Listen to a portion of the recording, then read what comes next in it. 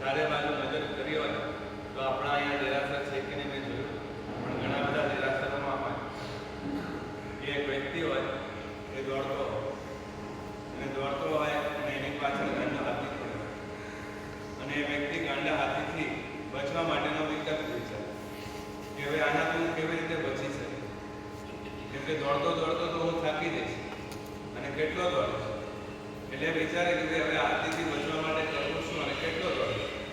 હવે દોડે તો છે પણ ક્યાંક જઈને ક્યારેક તો અટકવું પડશે, નહીં તો હાથી મારી નાખશે અને દોડીને કેટલો દોડે. એટલે આગળ દોડતા એને એક વૃક્ષની ડાળ દેખાય, એટલે એ વિચારે કે આને પકડી લઉં પડે તો કદાચ હું બચી જઈશ, અને એમ પણ દોડતા બીજું કંઈ વિકલ્પ હતો નહીં. એટલે એ પૂછ્યો અને ઝાડની ડાળને પકડીને સ્થિર થઈ ગઈ. હવે એ વિચારે છે કે મને શાંતિ, હવે કોઈ ભય નથી, હવે કંઈ થશે નહીં, હવે હું બચી ગઈ. પણ હજી એ જ્યારે નિશ્ચિત થઈને બધું વિચારે છે કે હું ક્યાં છું, ત્યારે એને ખબર પડે હવે આ તો પાછું ફસાઈ ગયું.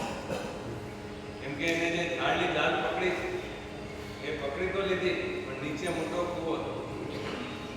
કૂવામાં પાછા 4 અજગરો છે અને એ તૈયાર ઉભા છે કે ક્યારે આ નીચે પડે અને ક્યારે પક્ષ બનાવે. હવે આટલું ઓછું હતું કે જે ડાળ પકડી છે ત્યાં 2 ઉંદરડા હતા. એ પણ ઓછું હતું કે ત્યાં એક મધનો પૂળો છે અને હવે એ ગાંડો હાથી આવી ગયો. હવે આવીને જોઈ છે કે ભાઈ આ તો ગાંડી ડાળને પકડીને બેસી ગયો છે, પણ એને છોડવું નથી. એટલે એ શું કરે, વૃક્ષના મૂળને પોતાના સૂરમાં લપેટીને પછી વૃક્ષને હલાવે. એટલે હાથી હલાવે અને પેલો મધપૂડો પણ હલાવે. એટલે મધપૂડાની બધી માખીઓ ક્યાં જાય, પેલા વ્યક્તિ પર કે જે લટકેલો અને એના શરીરના જુદા ભાગે એ માખીઓ ડંખ આપે. હવે બોલો વ્યક્તિની દશા કેવી છે, ચારે બાજુ મોટા છે, ઝાડ છોડે તો નીચે 4 અજગર રેડી છે, નીચે કૂદકો મારે તો પેલો ગાંડો હાથી તૈયાર છે, ત્યાં લટક્યો રહે તો મધમાખી, ઉંદરડા અને અજગરો અને ડાળનો કોઈ ભરોસો નહીં. હમણાં નહીં તો થોડી વાર પછી તૂટવાની છે, કેમ કે એનું વજન એ શમી શકે એમ નથી. બોલો આવી કન્ડિશનમાં હોય એ વ્યક્તિ શું વિચારે?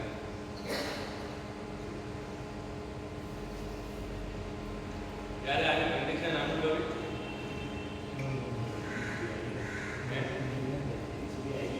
હજી આવી આવો અનુભવ કરો. એકવાર તમારા ફ્લેટમાં જાઓ, બહાર ચાર લટકશો એને પકડીને ઉભારો એટલે વ્યક્તિની દશા કેવી હશે. અને દશામાં એની સાથે એક ઘટના બને કે એ આમ લટકતો હોય અને ઉપરથી જે મધનું પૂડું હોય એમાંથી એક ટીપું પડે અને ટીપું એના નાક પર પડે અને એ કે આ શું પડ્યું, કંઈ પડ્યું તો ખરું. હવે જીભ બહાર કાઢે અને મધનો આસ્વાદ એને મળે. બરાબર. હવે ઉપરથી એક દેવ વિમાનમાં દેવ અને દેવી જતા હોય. એ દેવી છે ને આ માનવની પીડા જ અને દેવને વાત કે જો તો ખરા તમારા રાજમાં શું ચાલે.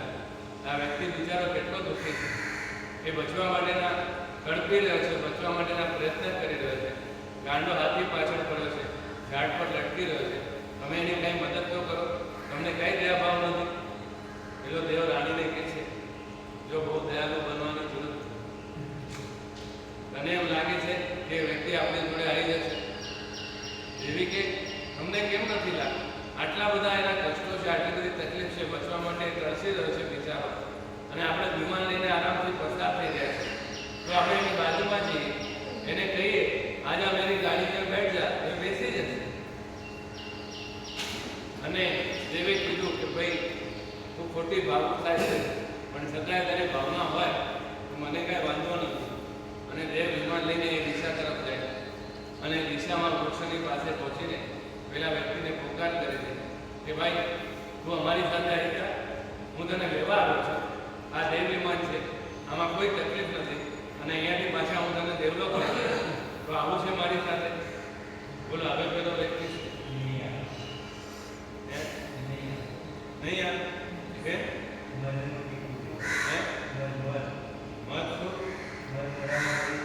પણ એ તો ટીપુ આવે પણ તમને કેવી રીતે ખબર નથી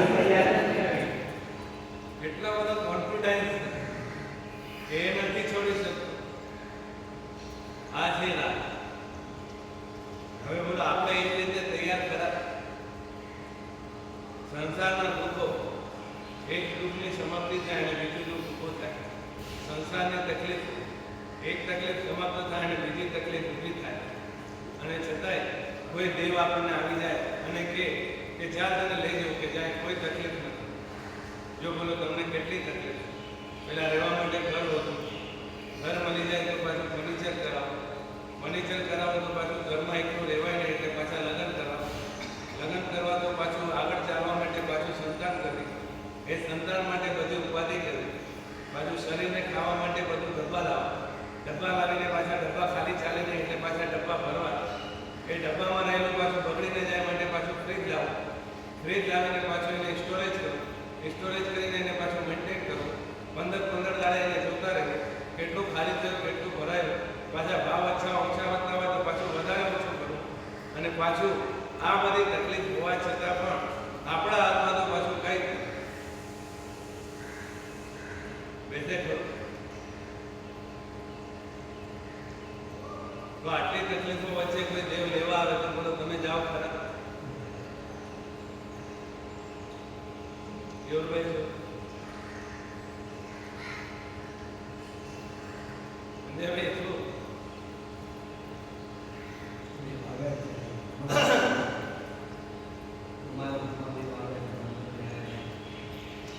તો છોડવું કેમ? એક પ્રશ્ન મેં પહેલા પણ પૂછ્યો, સંસારમાં એવો કયો પદાર્થ કે વ્યક્તિ છે કે જેને આપણે છોડી ન શકીએ? કે કેવું કઈ એવી પરિસ્થિતિ કે છે કે જેના કારણે આપણે સંસારમાં છે?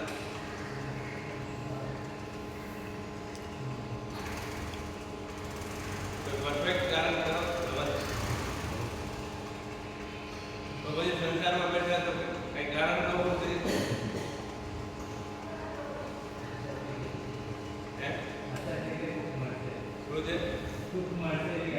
કેટલી ઉંમર થઈ? 61. 60 વર્ષમાં જે ન મળ્યું હવે મળશે એમ લાગે છે. આશા પણ કેવી રાખે, પણ ખરેખર આશા પણ આપણી બધી કેવી છે ખબર? એક શેઠને ત્યાં છે ને એક ગધેડો અને કૂતરો હતો. તો શેઠ પેલા ગધેડાને બહુ વાલ કરતો હતો, બહુ સાચવતો હતો. પછી જેમ દિવસો ફરી ગયા. હવે શેઠ ગધેડાની ચિંતા કરતો નતો, એને મારતો હતો, ખાવા પીવાનું આપે નહીં, ગધેડાનો તિરસ્કાર કરાવે, કામ વધારે કરાવે અને કૂતરાને એકદમ પંપાળે અને પ્રેમ આપે. તો કૂતરા એકવાર ગધેડાને કીધું કે યાર મને કંઈ વિચાર નતો આવતો. ગધેડો કે શેનો વિચાર? તો કે જો શેઠ તારી પહેલાં કાળજી લેતો હતો, હવે તારી કંઈ કાળજી લેતો નથી, ખાવાનું બરોબર મળતું નથી, કામ વધારે કરાવે છે, તો તું આ ઘરમાં રહે છે કે? ગધેડાએ કીધું તારી વાત તો સાચી છે, મને પણ એકવાર એવો વિચાર આવ્યો કે આ ઘરમાં હવે રહીને શું મતલબ? શેઠને મારા પર પ્રેમ નથી, મારે છે, ડબલ કામ કરાવે છે, ખાવા પીવાનું બરોબર મળતું નથી, એટલે હું પણ આ ઘરથી નીકળવાનો વિચાર કરતો હતો. અને એ દિવસે સાંજે પ્લાનિંગ નક્કી હતું કે આજે આ ઘર છોડીને જતો રહ્યો. તો કૂતરો કે ગયો કેમ? તો કે ઘટના બની અને ઘટનાથી મેં વિચાર્યું કે અહીંયા રોકાઈ ગયું. કૂતરા પૂછ્યું ઘટના શું કરી? એવું શું બન્યું કે તે ઘર છોડવાનો વિચાર માંડી વાળ્યો? કે જો એવું થયું તને તો ખબર છે આપણા શેઠની એક જ છોકરી છે, ત્યાં ખબર તો છે. તો કે શું થયું? એ દિવસે હું પ્લાનિંગ કરીને બેઠો હતો કે સાંજે નીકળું અને બપોરે એની દીકરી ઘરે આવે છે અને દીકરીએ કંઈ ભૂલ કરી હશે, મને ખબર નહીં શું થયું, પણ બંને વચ્ચે બહુ ઝઘડો થયો. અને ઝઘડાના અંતે મેં ખાલી શબ્દો સમજ્યા કે શેઠે દીકરીને એવું કીધું કે જો હવે તું ભૂલ કરશે અને હવે આવું કંઈ કરશે તો આપણા ઘરની બહાર જો આ ગધેડો છે એ ગધેડાની જોડે તને પરણાવી. આ શબ્દો મેં સાંભળ્યા અને મને લાગ્યું કાકા કાંઈ કાકા શું થયું? તમે કાંઈ એવું સાંભળ્યું ખરું? પેલો ગધેડો કૂતરાને કે મેં આવું કંઈ સાંભળ્યું કે જો હવે એની દીકરી ભૂલ કરશે તો એને મારી જોડે પરણાવી દેશે. તો મને એમ લાગ્યું કે થોડા દિવસ રોકાઈ જઈએ, કેમ કે દીકરી તો દીકરી છે, ભૂલ તો થવાની છે, ભૂલ થશે તો મારી જોડે પરણી દેશે. પણ પ્રકાશભાઈ બોલો આવું કંઈ થવાનું ખરું? બસ તો જેમ દીકરીના લગ્ન ગધેડા જોડે થવાના નથી, એમ સંસારમાં રહીને આપણે એમ વિચારીએ કે આપણે સુખી થઈ જઈએ, એ પોસિબલ જ. સંસાર એટલે જ દુઃખ છે. સંસારમાં રહેવું એટલે જ દુઃખ છે, સંસારની પરિસ્થિતિ એટલે જ દુઃખ છે, સંસારના સંયોગો એટલે જ દુઃખ છે, સંસારના સંબંધો એટલે જ દુઃખ છે. બોલો, જેની સાથે પણ સંબંધ બનાવે શરૂઆતમાં શું લાગે? સુખ મળે. પણ જેમ જેમ સંબંધમાં આગળ વધ્યા સરવાળે મળ્યું દુઃખ થાય. એટલે આ વ્યક્તિને આટલી બધી પીડા હોવા છતાં પણ એક પેલો મધનો આસ્વાદ. અને દેવ એને કહે છે, હવે દેવી સમજાવે કે કંઈક સમજવી, આટલી પીડા છે. તો હવે એ વ્યક્તિ દેવીને કહે છે કે જો તમારી બધી વાત સાચી, મોત સામે ઊભું છે, પણ તમે આ મધનો આસ્વાદ લીધો નથી. તમે આ મધનો આસ્વાદ લો ને તો તમને ખબર પડે આનો ટેસ્ટ શું છે. એટલે બસ હવે બીજું પડે છે એટલી વાર, હું પછી ટેસ્ટ કરી લઉં, પછી હું તમારી જોડે આવવા તૈયાર. એટલે આપણે પણ એમ જ વિચારીએ કે સાહેબ થોડું સેટલ થઈ જાય, થોડું સેટિંગ થઈ જાય, થોડું આમ થઈ જાય, પછી હું નીકળી જઈશ. પણ એ સેટિંગ અને સેટલ ક્યારે થતું જ નથી. એટલે આ રાગની વાત જ, રાગ એટલો ભયંકર છે. એટલા માટે અહીંયા પ્રભુને બોલાવવામાં આવે, પણ પ્રભુ માટે વિત દ્વેષ અને વિત મોહ શબ્દ ન વાપરીને પ્રભુ માટે શબ્દ વાપરવામાં આવ્યો. પ્રભુ કેવા છે? વિતરાગી છે. એટલે એવા વિતરાગી પ્રભુને આમંત્રણ આપવામાં આવ્યું કે પ્રભુ તમે પધારો અને તમારો છે. હવે આ વિતરાગી શબ્દને આપણે બરોબર સમજવું છે. વિતરાગી એટલે રાગ વગરનો. મારે તે રાગ છે અને તારે તે વિતરાગ છે. જે આપણને એક ભાવમાં નહીં પણ દરેક ભાવમાં વારંવાર મારે તે રાગ છે. અને જે વિતરાગ આપણને એકવાર મળી જાય તો એની એક પ્રવૃત્તિ, એનું એક વચન કદાચ આપણને તારવામાં નિમિત્ત બની જાય, એવા વિતરાગી મળ્યા છે. એટલે મારે તે રાગ અને તારે તે વિતરાગ. એવા વિતરાગના શબ્દમાં જે રાગ છુપાયેલો છે એ રાગને આપણે બરોબર સમજવું છે.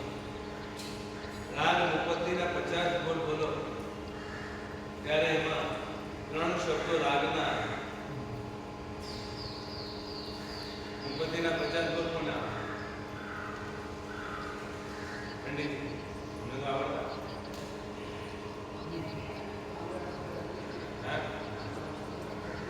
કામરાગ, સ્નેહરાગ અને એને શું કરવાનું? પરિહારો એટલે શું? જોડવું. એટલે તમે બધી ગુણ કરો ત્યારે રોજ 2 વાર મુપત્તિ પડેના આવે. સામાયિક લો એટલે 2 વાર મુપત્તિ પડેના આવે. એટલે 4 વાર મુપત્તિ પડેન કરો અને 4 વાર તમે બોલો છો કામરાગ, સ્નેહરાગ, દૃષ્ટિરાગ, પરિહાર. હવે કોણે પરિહાર? હા, એ 5 વાર તો 5 વાર તો રાગ પૂરો થયો છે.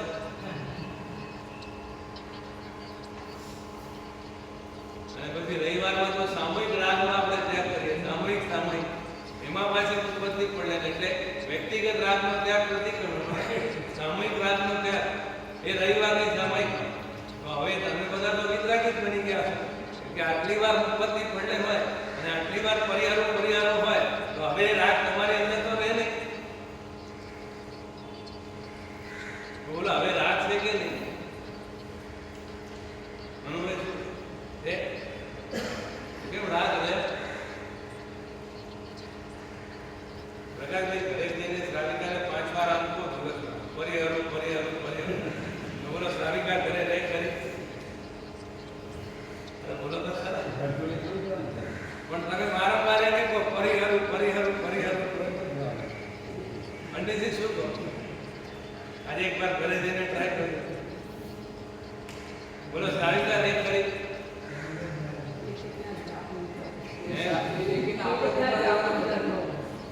એ ત્યાં જ રહીને તમને કાઢી નાખે. આ તો ઊંધું થાય. તમે પરિહારો બોલો ને કે તમે પરિહારો. એટલે બોલો, જે રાગને આપણે દિવસમાં સામાન્યથી 5 વાર ત્યાગ કરવાની વાત કરી, એ રાગ ખરેખર છૂટ્યો ખરો? તો પછી આ ભક્તિ કવનમાં મુપત્તિ પડલે અને એના બોલીને થયું છે.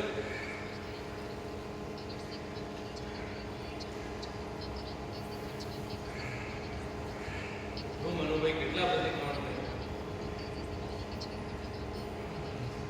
અને પાછા આપણે પ્રતિક્રમણમાં જોરથી બોલીએ ત્રીજા આવશ્યકની મુપત્તિ પડલી અને મુપત્તિ પડલી કરો એટલે અંદરના પૂરા કષાયો અને દોષોને સાફ કરવાની વાત એ મુપત્તિ પડલે અને એ ક્રિયાને આપણે એકદમ સામાન્ય બનાવી દીધી એ ક્રિયાને આપણે રૂટીન બનાવી દીધી એ શબ્દોને આપણે સામાન્ય બનાવી દીધા એ શબ્દો બોલતી વખતે બોલો વિચાર પણ આવે છે હું કામનો સ્નેહનો અને દૃષ્ટિ રાગનો ત્યાગ કરું છું આપણે એક એક નાનકડી ક્રિયા જો આપણે અર્થ ચિંતન સાથે કરીએ તો ખરેખર પ્રભુએ એક એક ક્રિયા એવી બતાવી છે કે જેનાથી આપણે વિતરાગી બનીએ પણ દરેક ક્રિયા આપણે શુષ્ક બનાવી દીધી છે દરેક ક્રિયા આપણે પૂરું કરવાના લક્ષ્ય સાથે કરીએ છીએ દરેક ક્રિયા માત્ર કદાચ કરવા પૂરતી આપણે કરીએ છીએ એટલે ક્રિયાનો જો ફળ મળવો જોઈએ એ ક્રિયાની જે અનુભૂતિ થવી જોઈએ એ ક્રિયા દ્વારા જે પ્રાપ્તિ થવી જોઈએ એવું કંઈ આપણને થતું આટલી વાર કોઈને આપણે કહીએ કે મુસલમાનોમાં પણ છે ને 3 વાર તલાક તલાક તલાક કે તો તલાક થઈ ગઈ તો આપણે તો રાગને કેટલી વાર પરિહારું કીધું તો એ હજી ગયો કેમ કે આપણે ખાલી શબ્દોથી બોલ્યા એ રાગને ઉમા સ્વામી મહારાજ તત્વાર્થ સૂત્રમાં એ રાગના જુદા જુદા શબ્દો દ્વારા ઓળખાણ આપે છે કે રાગ એટલે શું છે તો રાગના પર્યાયવાચી શબ્દો એક પ્રસમરતિ ગ્રંથમાં લખે છે ઉમા સ્વામી મહારાજ ઈચ્છા મૂર્છા કામ સ્નેહ લાર્ધ્ય મમત્વ અભિનંદન અભિલાષ આ બધા રાગના પર્યાય એટલે ઈચ્છા થવી એ પણ રાગ છે મૂર્છા એ પણ રાગ છે કામ એ પણ રાગ છે સ્નેહ એ પણ રાગ છે મમત્વ એ પણ રાગ છે અભિનંદન એ પણ રાગ છે આટલા બધા શબ્દો એમને શા માટે આપ્યા કે તમે અને આપણે બરાબર રાગને ઓળખી છે રાગનું એક જ નામ નથી રાગના ઘણા બધા નામો છે રાગનું એક જ સ્વરૂપ નથી રાગના ઘણા બધા સ્વરૂપ છે એ બધા સ્વરૂપને ઓળખીને આપણે રાગનો ત્યાગ કરીએ તો જ આપણું આત્મકલ્યાણ છે એના માટે જય વિરાજ સૂત્રમાં પ્રભુની માટે વિત દ્વેષ શબ્દો ન વાપર્યો પણ રાગ શબ્દ વાપર્યો કે વિતરાગ અને આ રાગની ભયંકરતા કેટલી છે એના માટે ઇન્દ્રિય પુરાણ શતકમાં લખે છે જો રાગાય ન વસે વસમની સો શયન દુખાણ જસ્ય વસે રાગાય તસ્ય વસે શયન દુખાણ એટલે જે રાગ આદિને વશ થઈ ગયો છે તે ખરેખર બધા દુઃખોને વશ થઈ ગયો અને જેને રાગાદિને વશ કરી લીધા છે એ સકલ સુખનો ભાજન બની ગયો એટલે અહીંયા ડાયરેક્ટ કહી દીધું કે દુઃખી થવું હોય તો રાગ કરો અને સુખી થવું હોય તો રાગને છોડો હવે ખરેખર આપણે થવું શું છે આપણા બધાના લક્ષ્ય એક છે કે સુખી થવું અને સુખી જે રાગને છોડે એ જ થઈ શકે જે રાગ કરે બધા દુઃખી થયા તો પછી આપણે રાગને છોડતા કેમ પછી એ રાગ જુદા જુદા સ્વરૂપે હોય અલગ અલગ રૂપે હોય એ પુત્ર પર હોય પત્ની પર હોય પદાર્થ પર હોય પણ રાગ છોટે રાગ છે અને રાગ દુઃખી કરનાર છે તો રાગને આપણે છોડતા કેમ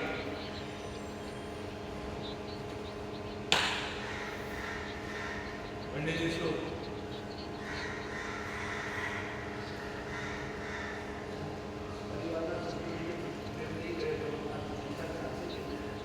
સંસાર ચલાવવો જો પડે તમે તો કહો મારે તો પૂરું કરવું છે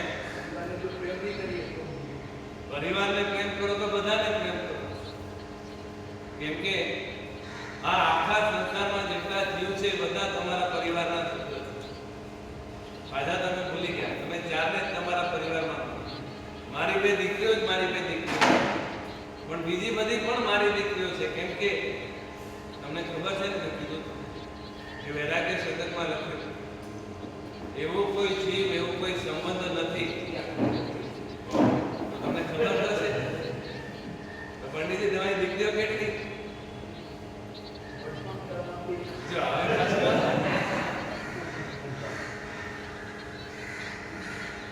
તમને ખબર નહીં વર્તમાન કાળમાં પણ તમારી દીકરીઓ ઘણી છે પણ તમને ઓળખાય એવી 2 દીકરીઓ છે.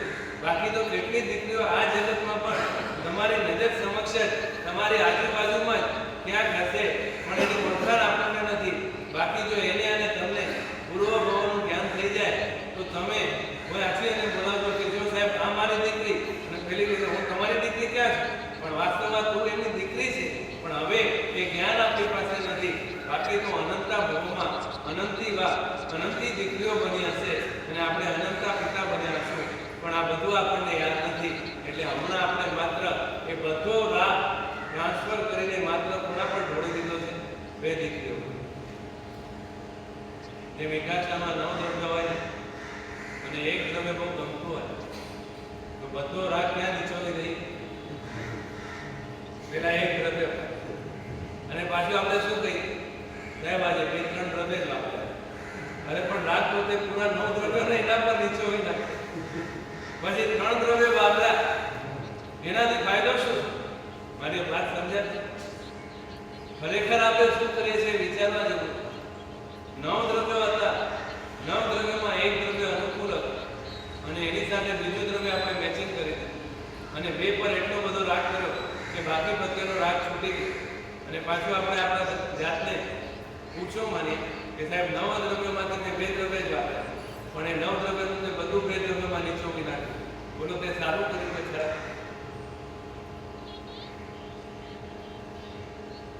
કઈ વાત સમજાય? 2 દ્રવ્ય વાપરવા એ સારું છે, પણ 2 દ્રવ્ય રાગની દૃષ્ટિએ આપણે સિલેક્ટ કરેલા છે, અનુકૂળતાની દૃષ્ટિએ આપણે સિલેક્ટ કરેલા છે કે પેટ ભરવાની દૃષ્ટિએ આપણે સિલેક્ટ કરેલા છે? એમાં પાછી રાગની દૃષ્ટિએ આપણે સિલેક્ટ કરેલા છે તો આપણે તો રાગ પૂરવા માટે 9 દ્રવ્ય કર્યા, પણ એના કરતાં તો આપણે 9 દ્રવ્ય છોડીને 2 દ્રવ્યમાં જ એટલો બધો રાગ વધારી દીધો કે હવે આટલા બધા દ્રવ્યો ત્યાગ કરવાનો કોઈ અર્થ રહ્યો નથી. એટલે સુખી થવું હોય તો એક જ સૂત્ર રાખો કે રાગ છોડવો પડશે. અને સુખી છે તો સમજી રાખજો કે રાગ કર્યો છે એટલે પકડી રાખ્યું છે એટલે કોઈના પ્રત્યે મહત્વ છે એટલે કોઈની ઈચ્છા છે એટલે દુઃખી છે. એટલા માટે જય વિરાય સૂત્રમાં સૌથી પહેલા આ બધા તત્વોની ઓળખાણ આપે વિતરાગ શબ્દના માધ્યમે કે પ્રભુ કેવા છે, પ્રભુ વિતરાગી છે. પ્રભુ તમારો જય થાય, પણ હવે જય તો પ્રભુનો થાય, પણ હવે પ્રભુને આપણે ઓળખવા પડે કે પ્રભુ કેવા? તો પ્રભુ વિતરાગી. અને વિતરાગી એટલે 3 રાગનો ત્યાગ કર્યો. વિતરાગ એટલે કામરાગ, ક્રિયારાગ અને દૃષ્ટિરાગ. હવે આપણે કામરાગને રાગ પહેલા કીધો 1 રાગ, કેમ કે પ્રભુના શબ્દોમાં 1 જ રાગ વાપરે છે, વિતરાગ. પણ હવે જ્યારે રાગને ખોલીએ ત્યારે રાગ 3 પ્રકારના નીકળે. કામરાગ છે, સ્નેહરાગ છે અને દૃષ્ટિરાગ. એટલે હવે રાગના પાછા 3 ભેદ થયા. તો હવે રાગને આ સુધી આપણે એક રીતે જ ઓળખ્યો છે. તો આ કામરાગનો અર્થ શું થયો?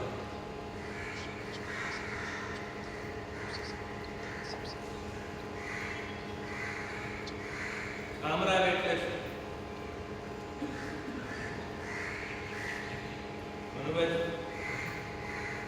આસક્તિ એટલે રાગનો પર્યાય થઈ મમત્વ કો, આસક્તિ કો. તો પછી એમાં ભેદ કેમ પાડે? અને ભેદ પાડે તો કામ રાગનો અર્થ શું કરવો? કામ રાગનો અર્થ શું?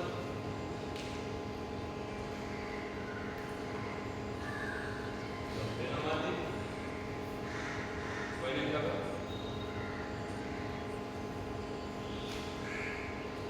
આપણે એમને ખાલી બોલે જ બોલીએ છીએ. કામરાગનો અર્થ શું?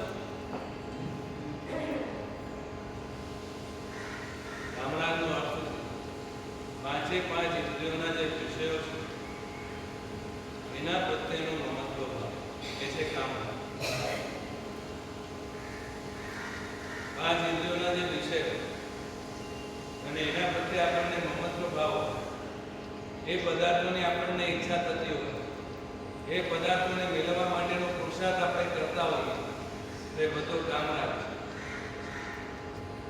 અને આવા કામરાગને સૌથી પહેલા નંબરમાં કીધું કે કામરાગ કરે. હવે એને આપણે આ કામરાગ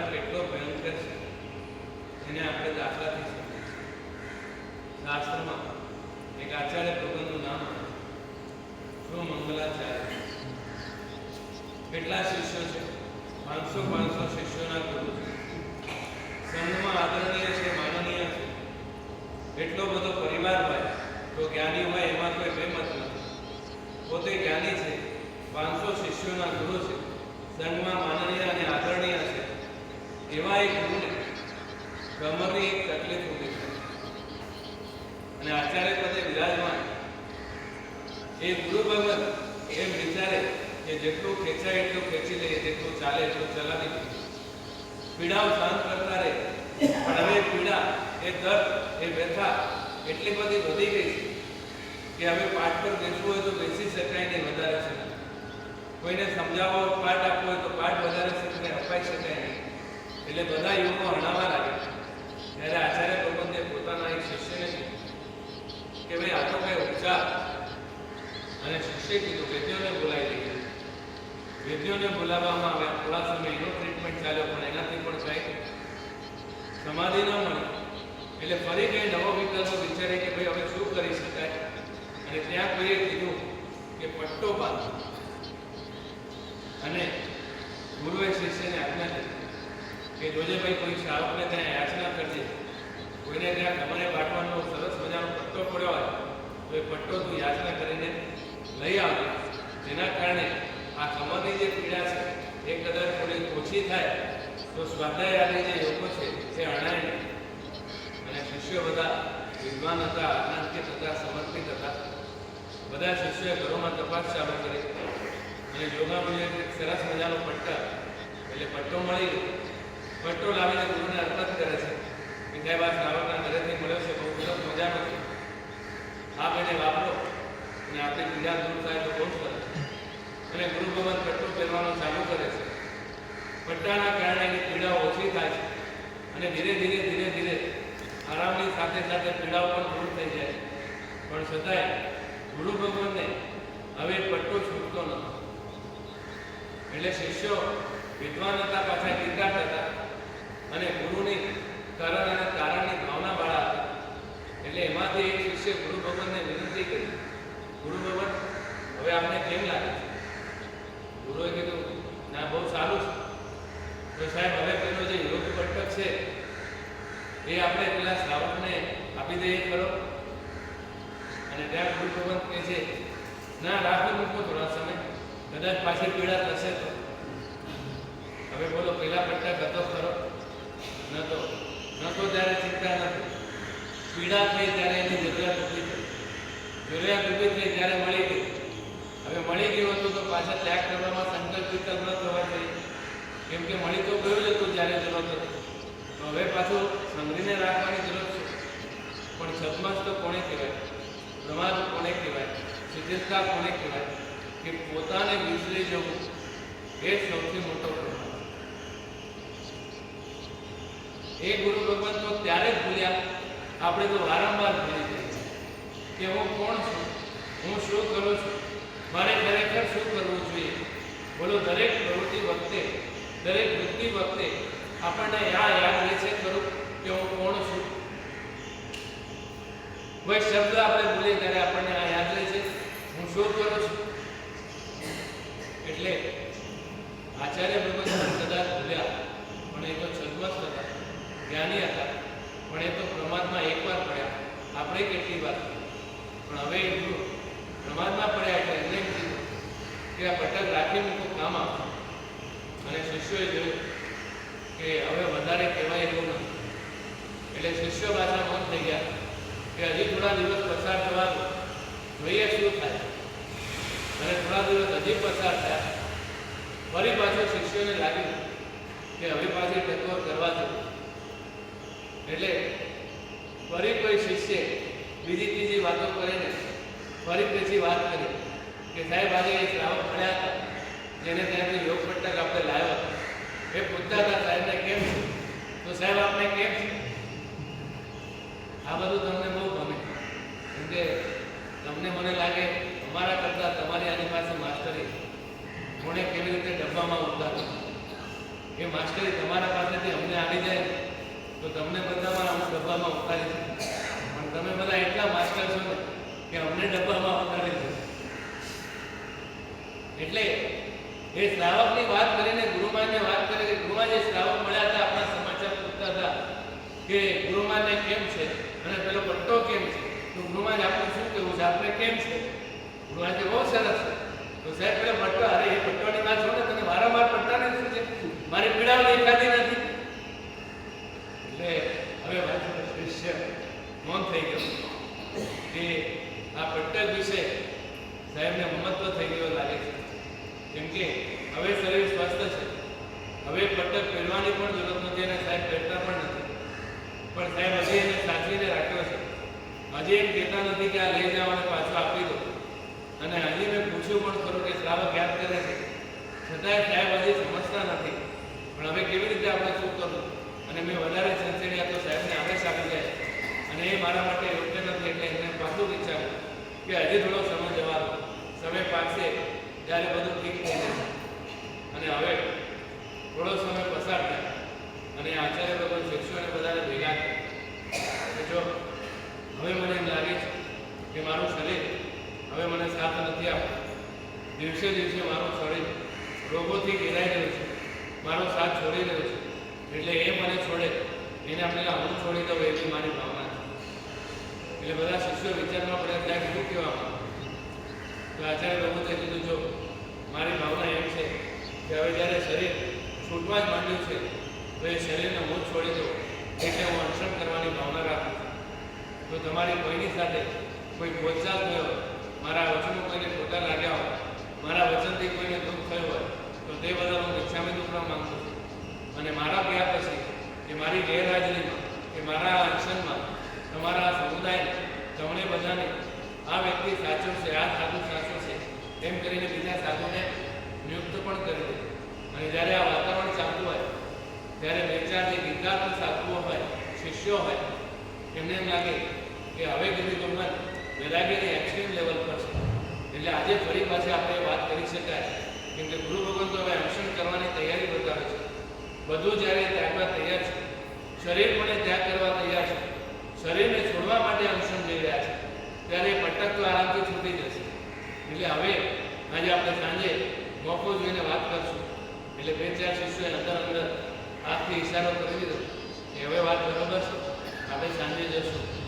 અને સવારે ગુરુ ભગવંતે વાત કરી અને અનશન માટેની બધી તૈયારી, બધી સ્વીકૃતિઓ, બધી વિધિ, બધું કાર્યકારીઓ બધા પટાવવામાં આવ્યા.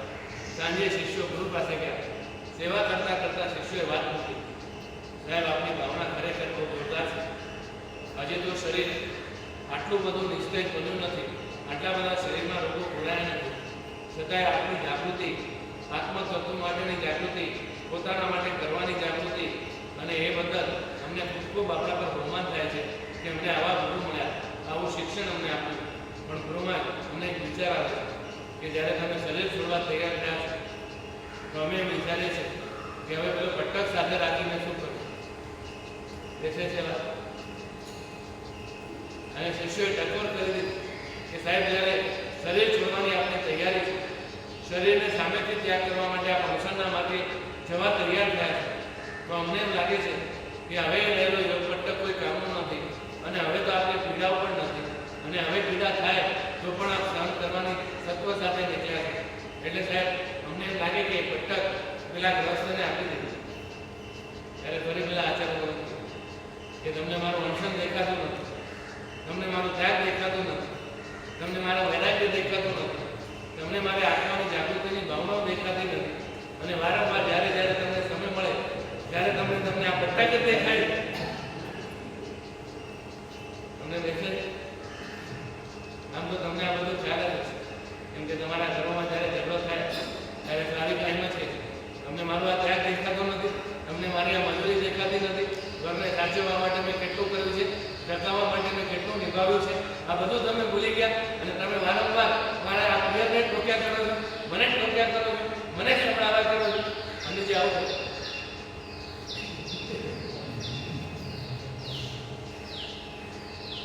બોલો આવું થાય છે ખરું?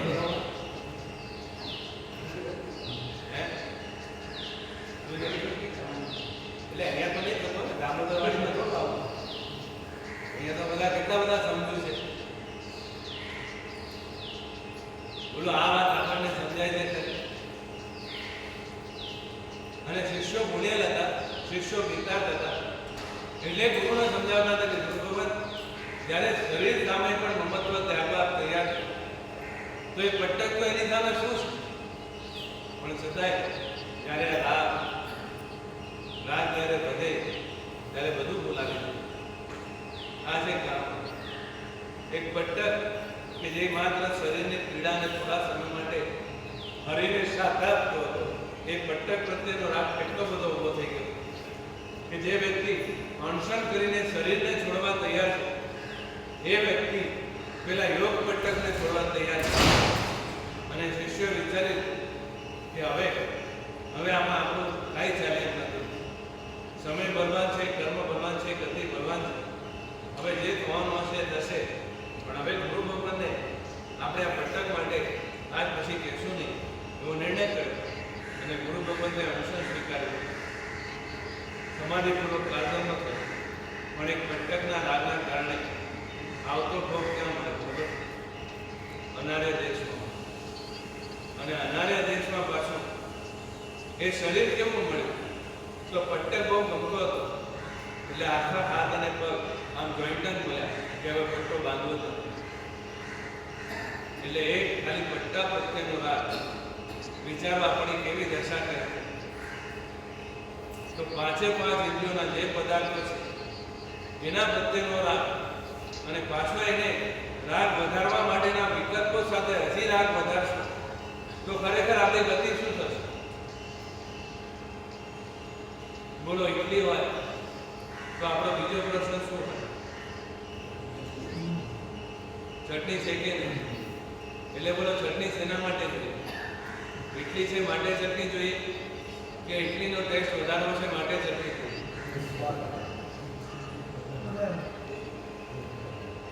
ટેસ્ટ વધારવા માટે ચટણી જોઈએ. તો બોલો, ઇડલી અને ચટણી ભેસલ કરીને આપણે શું કર્યું? રાગ વધારે.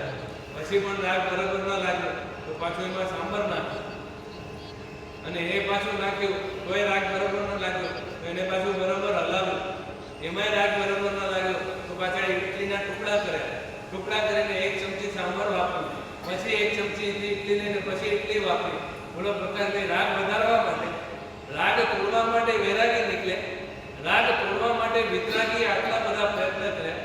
અને આપણા જેવા રાગી જીવો રાગને વધારવા માટેના પ્રયત્ન કરે કે માત્ર એટલી પેટ ભરવા માટે વાપરવી છે, પણ એ એટલી પણ એમને એમ નથી વાપરવી, એમાં પાછો રાગ વધવો જોઈએ. એટલે આપણે કહીએ ચટણી છે કે ચટણી છે, સાંભર છે સાંભર છે, તો હવે ઇડલી લઈએ અને પછી ઇડલી લઈએ, ચટણી લઈએ, સાંભર લઈએ, એને મિક્સ કરીએ તો થોડો સાંભર ટેસ્ટ કરીએ, પછી પાછી ઇડલી ટેસ્ટ કરીએ, પછી પાછી ચટણી ટેસ્ટ કરીએ, અને આ ટેસ્ટ કર્યા પછી પણ એમ લાગે હજી જામતું નથી તો વચ્ચે એક રસગુલ્લો મૂકીએ, પછી પાછી ઇડલી લઈએ. બોલો, આ શું છે?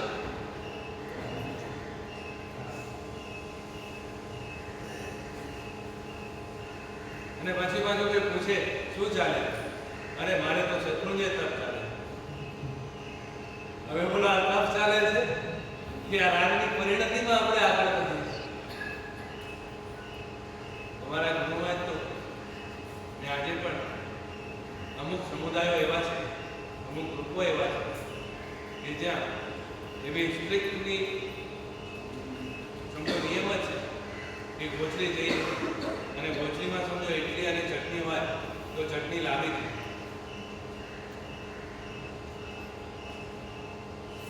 તમારા માટે એવા ગુરુ ભગવંતો છે, એવો ગ્રુપો છે, એવા સંયમીઓ છે કે જે ગ્રુપમાં એવો સ્ટ્રિક્ટલી નિયમ કે સમજો સવારે ક્યાંક મોકલશો ઇડલી, મેંદુવડા, ચટણી, સાંભર.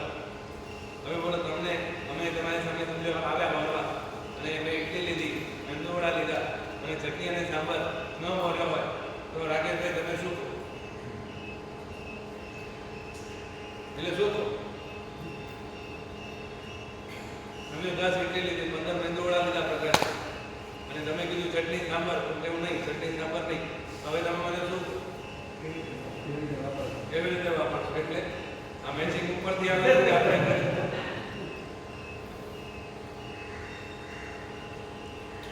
એટલે ગ્રુપમાં, એ સમુદાયમાં એવો નિયમ છે કે આવા પદાર્થો કે જે ખાલી સ્વાદની વૃદ્ધિ કરે જેનાથી પેટ ભરાતું ન હોય એ પદાર્થો લાવવાના. એટલે ગ્રુપમાં ચટણી નામની વસ્તુ, અથાણા નામની વસ્તુ, મોરંબા નામની વસ્તુ, ગુલકંદ નામની વસ્તુ, એ બધી વસ્તુઓ તો ત્યાં નામ જ લેવાનું. અને એવું નહીં કે શિષ્યો માટે, એ ગુરુ પોતે પણ એ પદાર્થો વાપરતા કે આ પદાર્થ વાપરીને કરવાનું છે, એનાથી કઈ પેટ નથી ભરાતું, આ તો સ્વાદને વધારવા માટે.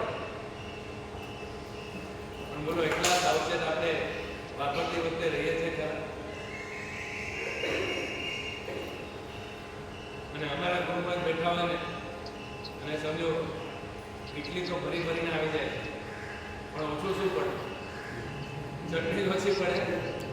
હવે ચટણી ઓછી પડી હોય અને ગુરુમાં જો બેઠા હોય અને કોઈ સાધુ પાસે માત્ર ચટણી મંગાવવાની હોય તો આવું બધું એના કરતાં સાધુ એમ જ વિચારે કે આટલી એમને એમ વાપરી લેવી સારી, પણ ગુરુમાની સામે ચટણી મંગાવીએ ભારે.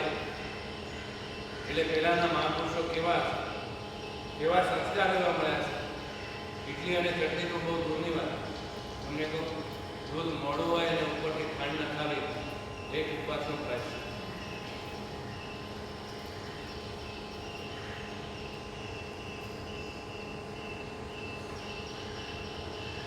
એટલે પ્રભુએ તો આપણે કેટલી કાળજી રાખી કે સૂક્ષ્મ રાગ પણ આપણો વધે નહીં.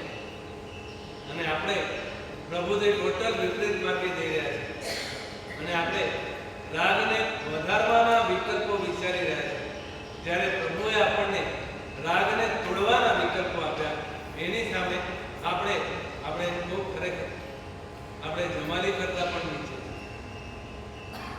કેમ કે જમાલીને તો કદાચ પ્રભુના એક સિદ્ધાંતનો જ વિરોધ હતો. આપણે તો પ્રભુના દરેક સિદ્ધાંતના વિરોધ માર્ગે ચાલીને પાછા એ માર્ગને પુષ્ટ કરવાના પ્રયત્ન કરી રહ્યા. અમારા માટે નહીં, અમારી પણ એક કસર. અમારા ગુરુમાં જે ચટણીનો વિરોધ કરીએ એ જ ચટણી છાને છૂટકે અમે લઈ આવી અને પછી ગુરુમાને કહીએ કે સાહેબ આ તો રોટલી પણ લાગી હતી ને સાથે ચટણી આવી પણ ગઈ. પણ ગુરુ પણ સમજતા જ હોય કે આ બેટો કેવી રીતે લાવ્યો છે. એટલે પછી સાંજે જઈએ તો ક્યારેક ગુરુ પૂછી જતા હોય, એમ દિવસે ચટણી કેમ લાવ્યો? અરે સાહેબ અમે મારા બાકી હતી એમની સમાધિ માટે લઈ આવ્યો. હવે એ સમાધિ છે કે ખરેખર આપણે એમને દુર્ગતિનું બેઠું આપી રહ્યા. જ્યાં મોડી હોય તો આપણને ચાલે નહીં, જ્યાં ઠંડી હોય તો આપણને ચાલે નહીં, જ્યાંમાં ઠંડ ઓછી હોય તો આપણને ચાલે નહીં. આપણે કેટલું બધું રાગને પોષવા માટેના વિકલ્પો છે. એક રોટલી હોય અને કેરીની સિઝન હોય, બોલો એક રોટલીના કેટલા આપણે તો ટુકડા કરીએ. પછી એક ટુકડો રસ સાથે, એક ટુકડો અથાણા સાથે, એક ટુકડો મરચા સાથે, એક ટુકડો કઢી સાથે, એક ટુકડો ભજંતો સાથે એક રોટલી વાપરવાની. એમાં કેટલી મગજમારી કરવાની. બોલો ખાલી એક રોટલી એ કૂતરાને આપ્યું તો કૂતરો શાંતિથી રોટલી વાપરી જાય. એ ડિમાન્ડ કરે અથાણું છે.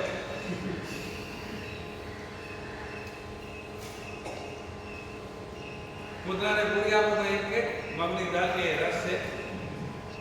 તો આ મેચિંગ આપણે ક્યાંથી ઉભું? ત્યાં મેચિંગ નથી. આ ખરેખર રાગને વધારવા માટેના વિકલ્પ આપણે ઉભા.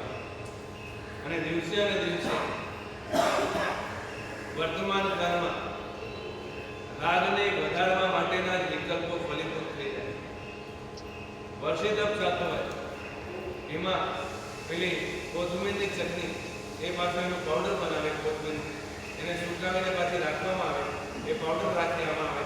અને પાછું અમને પણ વિનંતી કરવામાં આવે કે સાહેબ ચટણીનો લાભ આપો. અમે પૂછીએ હવે ચટણી સાહેબ આગળ આખું પાવડર છે અને લેવાનું, આ લેવાનું અને થોડું પાણી નાખવાનું, થોડું હલાવવાનું, ચટણી રેડી. બોલો આ રાગને વધારવા માટે કેટલા વિકલ્પો આપણે તૈયાર.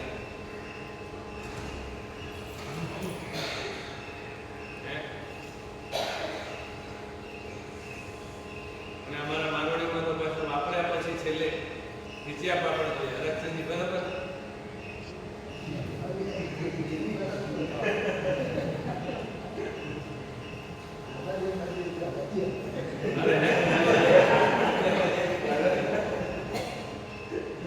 તમે તો હમણાં તેરસના ગુણાનું વાત કર્યા હતા કે અમારા પિતાજીમાં કેવા છેલ્લે પહોંચી જતા હતા, જે વધતું ઘટતું હતું એ લાવતા હતા.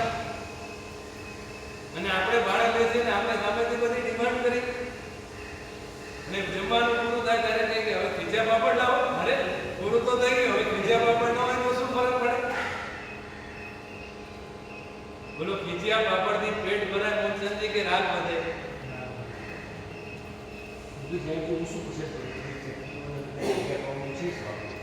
ઓછા વાપરો પણ વાપરો તો છો. પણ તમારા દ્રાવિકા જેટલા હોશિયાર છે પેલા જ મૂકી દે. કેમ કે એમને ખબર છે કે આમનો રાગ ટકશે તો હું ટકીશ. એ વૈરાગી બની ગયા તો હું ક્યાં જઈશ? બોલો, દ્રાવિકાઓને ખરેખર પૂછું, રસોઈ કેવી બનાવો? રાગ વધે એવી કે વૈરાગી બની? જલ્દી બોલ, ફટાફટ.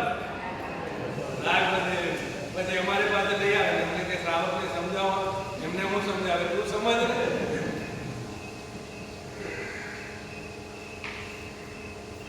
રોગ અહીંયા પડ્યો છે ને ટ્રીટમેન્ટ બીજાનું કરાવે. એટલે આપણે એટલું નક્કી કરીએ કે રાગને વધારવામાં કમસે કમ વિકલ્પો ન થાય, વાપરવો જ કદાચ પડે તો એ સમજીને તો ચાલીએ કે હું શું કરું. એટલી સાથે ચટણી છોડી નથી શકતા, પણ વાપરતી વખતે આપણે ઢંગ ઊભો તો કરી શકીએ કે ખરેખર જો રાગ વધારવા માટે હું આ વાપરતો તો આ રીતે વાપરવા જેવું નથી. પણ હવે વાપરવા વગર રહી નથી શકતો તો બને એટલું રાગની માત્રા ઓછી.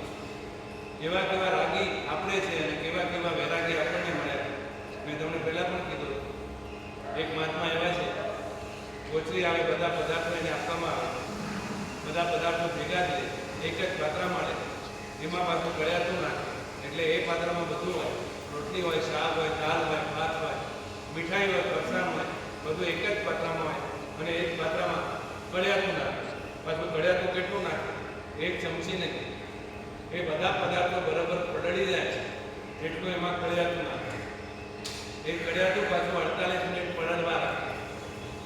48 મિનિટ પછી એનું ગોળ બનાવે અને પછી એ વાપરવા કરે. અને એ વાપરે ત્યારે એના મોઢાની રેખાઓ પણ બદલાય નહીં.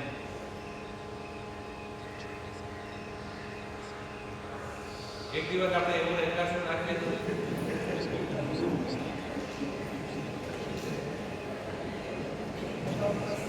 આ પ્રકાર નામે કરું.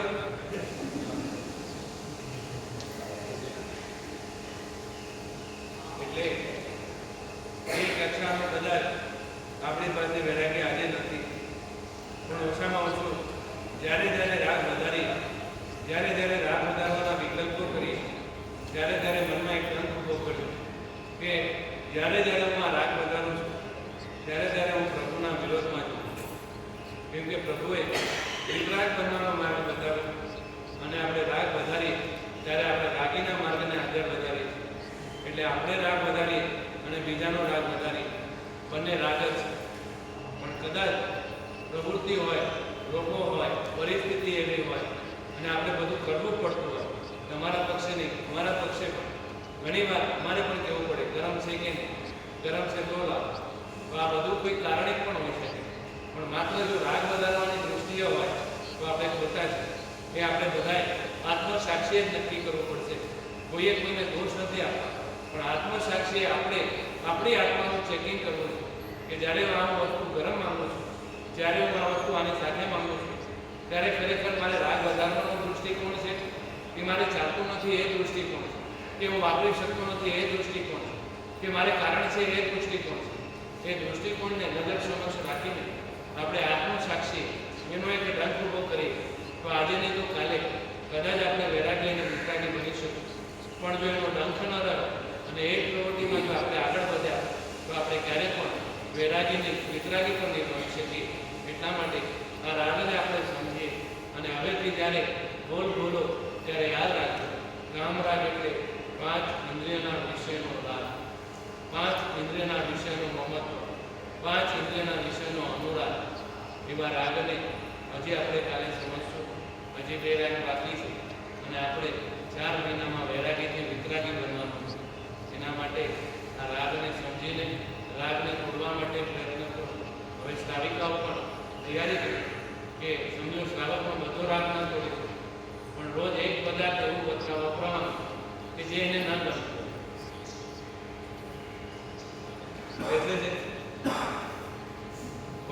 વર્ષથી રોજ એક રોટલી ચોખ્ખી વપરાવાની, બધી રોટલી ચોખ્ખીને આપતા હો, વધારે ઘી ચોખ્ખીને આપતા હો, ગરમ ગરમ આપતા હો. પણ એક રોટલી એવું કહેવાનું, એક રોટલી ઠંડી વાપરો, એક રોટલી ઘી વગરની વાપરો. આવું કંઈક વાપરશો તો આ રાગ તોડવાના સંસ્કાર પડશે. નહીં તો ખાલી રાગને કોશિશ કરશું તો આપણી હાલત શું થશે? તો આ રાગને આપણે સમજીએ, વૈરાગી અને વિતરાગી બનવાનો આપણે પ્રયત્ન કરીએ. એ જ ભાવના છે.